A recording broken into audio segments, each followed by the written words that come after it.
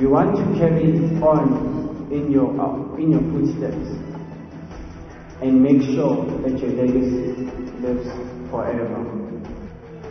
Uchazwe njengendoda ebinyanisekile uPapi nowayesakuba ngukapteni we-Orlando Pirates kwinkonzo yakhe yesikhumbuzo nebibanjelwe eSoweto eRhawutini. Wathi xa izana lento wathi izawuncedisa into yoba singaye court iphele lento yoba kuthengiselwe abantwana abancinci.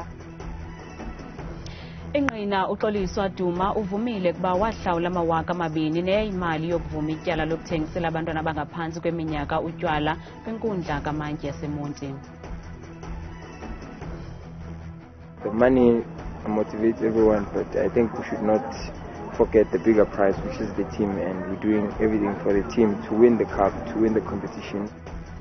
I-TS Galaxy ithi liqule yaligangatha ukulungiselela umdlalo walo we-semi-finals endebe ye-curling knockout neqela lamazulu FC kwibala laseMoses Mabhida ngecawe.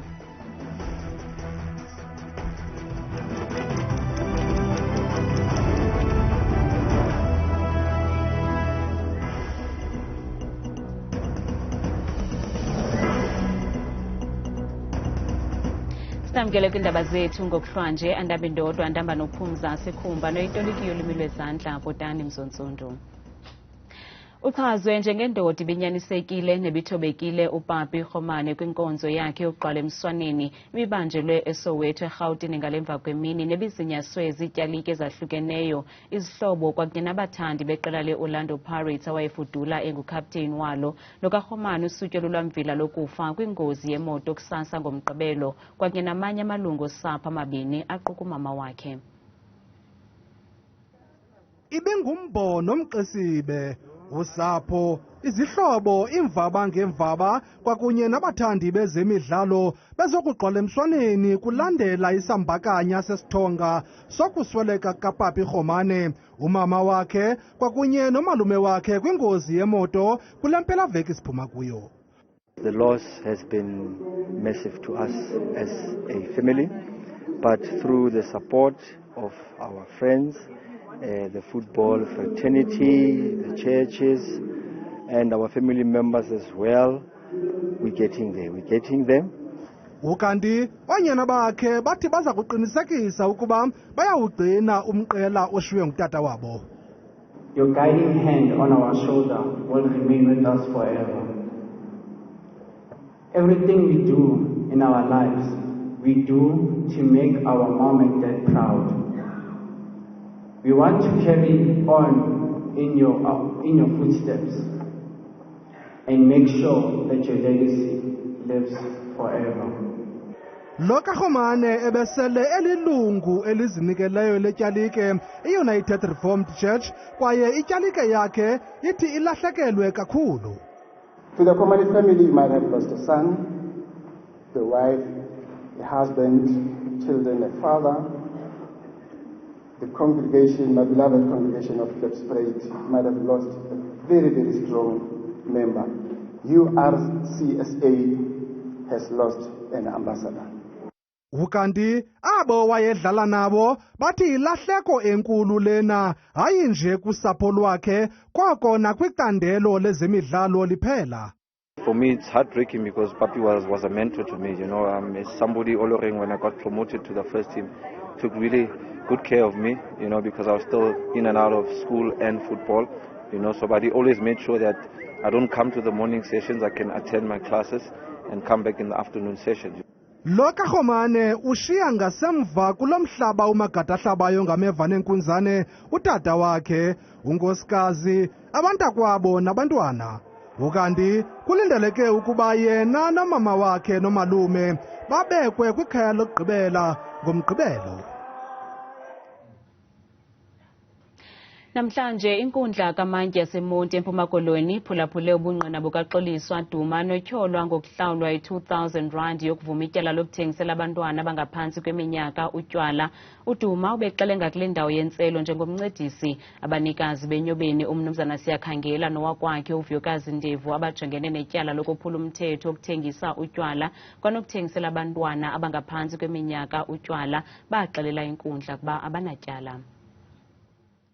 Ingqina uXhosa Duma uxele inkundla ukuba uvile kwigqitha lenkundla ukuba ukuhlawula intlawulo yokuvuma ityala kuthetha ukuba ngoku unengxelo yolwaphulo-mthetho.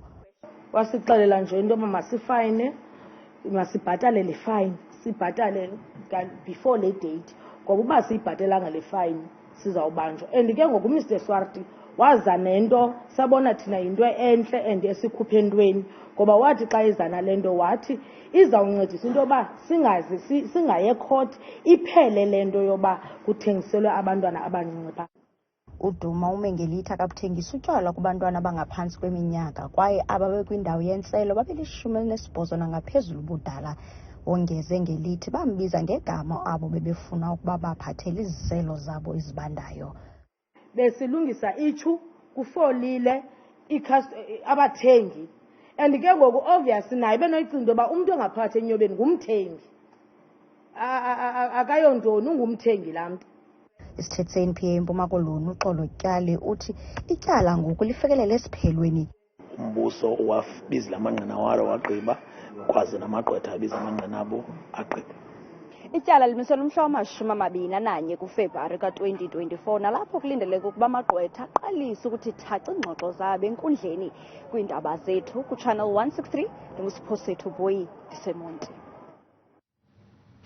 Ihlanganisela yeqela labantu abazibiza ngokuba yi-Defender wa Democracy igqibe ekubeni beliliso kunyulo likazwelonke namaphondo kunyaka ozayo. Ikomishoni ezimeleyo yonyulo kulindeleke ukuba iqeqeshe enzulu amalungu eligqiza ngemiba ephathelene nezonyulo okukubhenziswe kwinkomfa nonondaba eParktown eRhawutini namhlanje. Phakathi kwamalungu aza kuba liliso kwimicimbi yezonyulo ngumnumzana Terry Tselane oyifudule ngusihlalo wekomishoni yonyulo ezimeleyo sisisele senyathi ke kule miba ngoku ngusihlalo kwimicimbi yezonyulo eAfrika. Uthi ukuba liliso kubangela ukuba uluntu luzithembe iziphumo zonyulo. So that the outcome of the results of election fairly represents the will of the people. The elections are about the will of the people, and therefore observers are there as auditors of the process. To make sure that the process is followed, that everything goes according to plan, that there are no malfeasance in the process. Abakhi-mkhanya ke bazawuphinda babeliliso neendlebe ze-IEC. And therefore, the observers are able to identify some of the things that the Electoral Commission would not know and then bring those issues to the attention of the Commission. But because the electoral process also is not a umnumzana Sipho Hotsticks Mabuse olitshantliziyo le-Defend Our Democracy uthi bazawukhuthaza bafundise uluntu nolutsha ngendlela yokuvota kananjalo.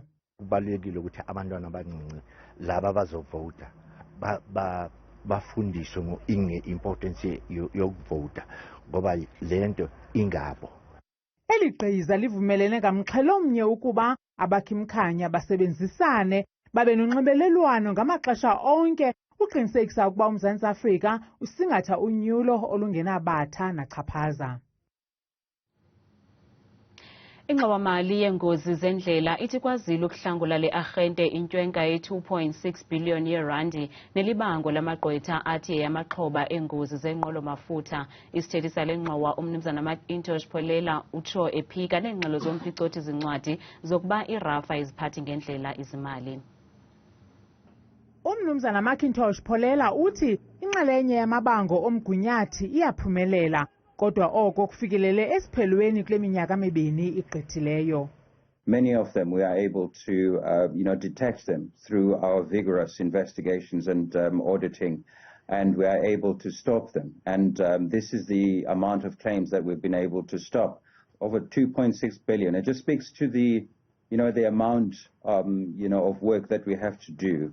Nangona kunjalo le ngxowa-mali idyobheka kwizityholo zokusilela ukuphatha izimali ngendlela efanelekileyo ngokomphicotho-zincwadi kodwa ukaPholela uyazikhaba ezi zityholo watsho esithi bazawucela umngeni kwesi sigqibo kwinkundla yomgaqo-siseko.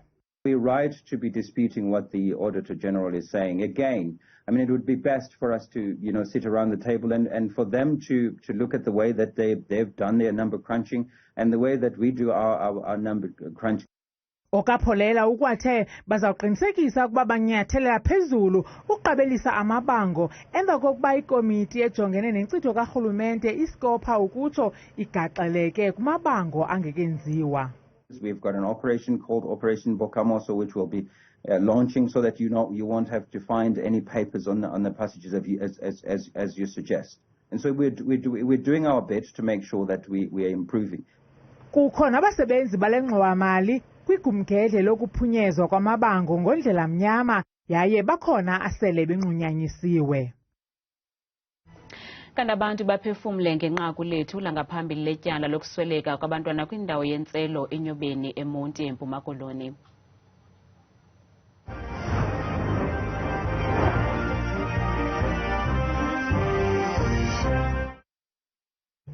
Uyazi ngaba ifika kulesi sigaba lesi ngempela kube kuthiwa abantu bayalalela ngempela okumangaza kakhulu ukuthi kade yayikhulunywa lento yokuthi abantu abayeke ukudayisela izingane engaphansi kweminyaka utshwala. Thina sesithemba umthetho umsasazi ayikho engenye into ba kubanjwe abantu okanye kugwetshwe abantu abenza into erongo ebengafanelanga bayenze. Akugxekwe ndawoni zombili nawe mzali bekumele uthathe elokhuzana i-responsibility yengane yakho la nabanazi bethaveni bengammela ngaphela bedayisela ingane encane kodwa nje yaqale kumzali kuqala. Abasebenzi baseNyobeni mabathethe inyani bangayifihli kungenjalo makuye ku-cameras nazathethe inyani and icimba kwabazali aba bashona abantwana babo phayana ngabo futhi banganqeni ba bebeniminyaka bengabantwana babo nje baye balimale lapha. Kufanele kwenziwe ngabo isifundo-ke ukuze nabanye abasakwenzayo ukuthi badayisele iy'ngane ey'ncane utshwala bakubone ukuthi sikhona isijezo esibekiwe mangabe wephula umthetho. Kuyaziwa ukuthi-ke icala umphikwa kodwa mina ngisafisa ukwazi ukuthi bona abazali bengane babethuli bethini iy'ngane zingekho ebusuku kona ngiyafisa kube khona ukulungiswa neqiniso. KuFacebook uZolani kaDosini Ncanda uthi buhlungu into yelityala elingade libe nomkhombandlela de sibone ubulungiswa kumaxhoba uthe kuchikitsha eKatgop. Siboleke Danks Mkhiwa uthi baphika njani na kodwa abantwana babhubhela khona uthe kuGatyane eNtlabane. Thozamile Siyila uthi kodwa ke eneneni kuthiwa kwakugcwele kwakungenawubalula uqwalasela uba kukhona abantwana besikolo uthe seWest Coast. Bukelo ngaphefumla kwimixholo yethu sebenzisele nombolo kaWhatsApp nengu-071 670 2548. Umkomishinala amapolisa eMpumalanga uNjengele Simakaleng Manamela uthi isandla sabakwantsasana sizawubaqatha kwizaphuli-mthetho ngezolide zehlobo kweli phondo. uNjengele Manamela uthi iqela labacuphi lisungulwe ukuzingela abarhanelwa kwiziganeko zolwaphulo-mthetho neziquka ukudlwengula, ukubulala, ukuphanga. Njengoba emaholide akhisimusi sekavele asonzele, emaphoyisa asecitsisaka eMpumalanga kuqinisekisa ukuthi bantu balandzela umthetho. Bavimbe baphindze basesha timoto emgwaqweni wemloto losendzaweni yakwaMhlanga lohlanganisa iMpumalanga neGauteng. Komishana wamaphoyisa eMpumalanga Lieutenant General Simakaleng Manamela ukholelwa ukuthi umkhankaso onjengalo utawusita ekulweni nebugebengu. In an event that there is any crime that can be committed in the Mpumalanga province, the criminals are going to be taken behind bars. A clear indication before that during this time we have a high number of crashes, a high number of fatalities. We therefore said we need to go all out and work together with the police to ensure that our people are safe on the road. We seek and look for those people who drive under the influence of alcohol because we discovered that they are the contributors to this high number of crashes and fatalities on our roads. Bashayeli betimoto babonga bayagangatha ngalomkhankaso bathi utawunciphisa tingoti emgwaqweni uphindze ulwe nebugebengu. Phela kune road block la. Aya amaphoyisa nange enza lo msebenzi ahlala ikhona le road block.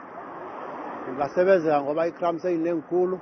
Iyasiza kaningi emgwaqweni ngoba akusana ama-accident amaningi uma kusekuba ne-operation nje. Umsebenzi obenza umuhle kakhulu ngoba manje sisiya kuDisemba.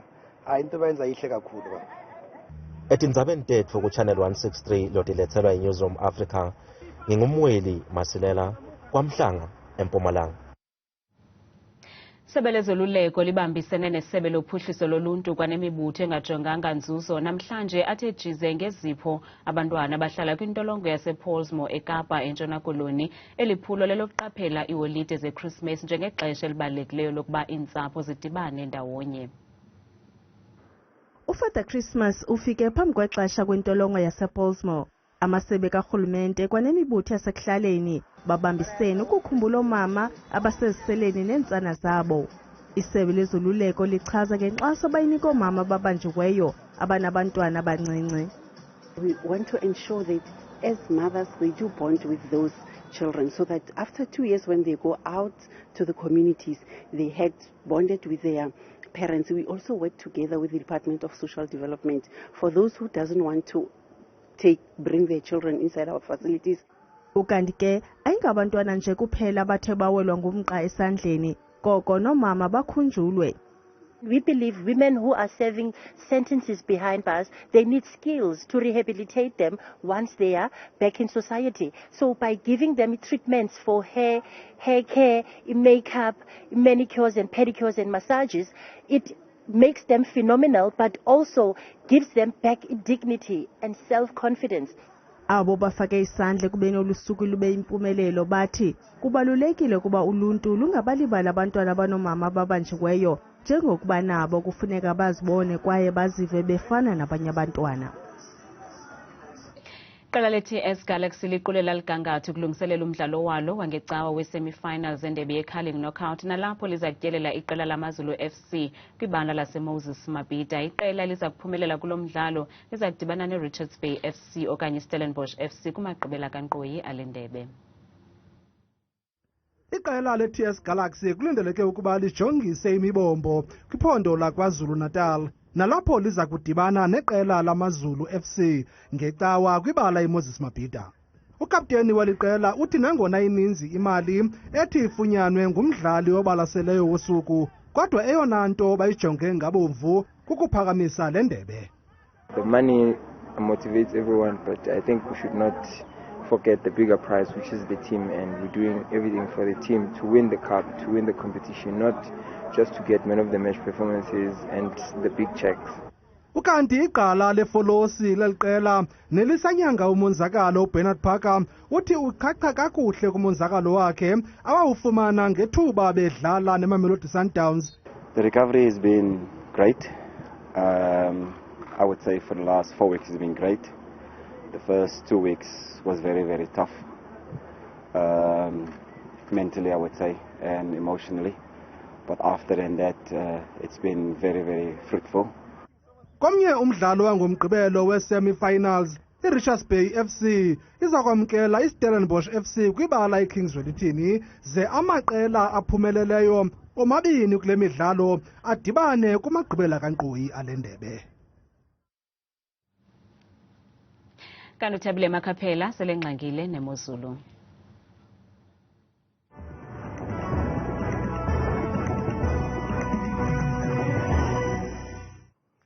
Tshotsho ubekho nzwakaza entle yasemaqwathini apho kwideska yakho yendaba. Ndiyakubulisa ke mbukeli wam ekhaya ndibe ndikwamkele kaloku kule yam nto bethuna ideska yeMozulu. Mna igama lam kaloku nguThabile Makhaphela umthembu kuthenje bethuna nantsi iMozulu.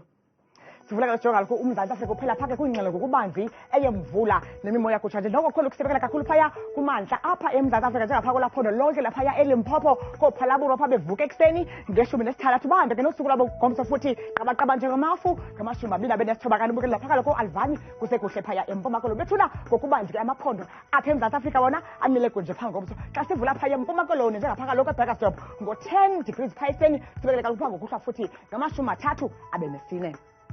Bukele ekhaya nantsi kaloku iMozulu phaa kwelaphondo lase-Free State njengaphaya kaloku Frankfurt kwasekuseni ngomso 10 nje likhatshwa sisine kuyatshisa kamnandi futhi phaa ngorhatya ngomso ngala-36. Kanti ke mzontsundu ozinze apho ekhaya eNtshona Koloni bona baphila ngolu hlobo ngomso njengaphaya kaloku eBeaufort West ngama-20 nje phaa xesha lasekuseni phaa xa beqhuba ke nosuku lwabo ngomso kutshisa kakhulu ngama-40 nje phaa emini. Nantso ke bethuna iMozulu phaya ephondweni lase-Northern Cape njengaphaya kaloku kooKimberley kwasekuseni ngomso ku-20 degrees bayivale kamandi laa mini ngomso futhi ngama-30 nje ekhatshwa siso esasixhenxe.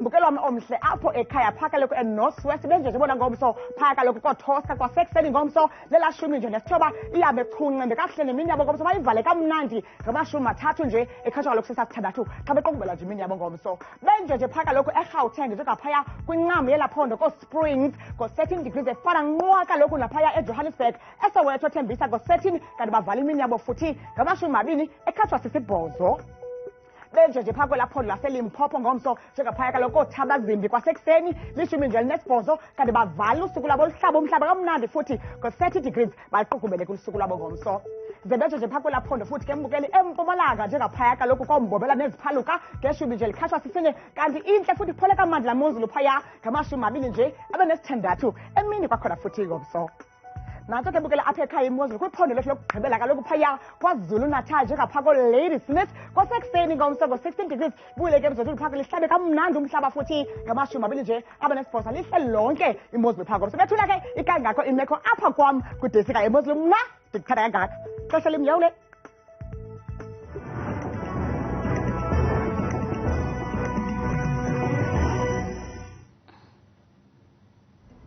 kamnandi mawethu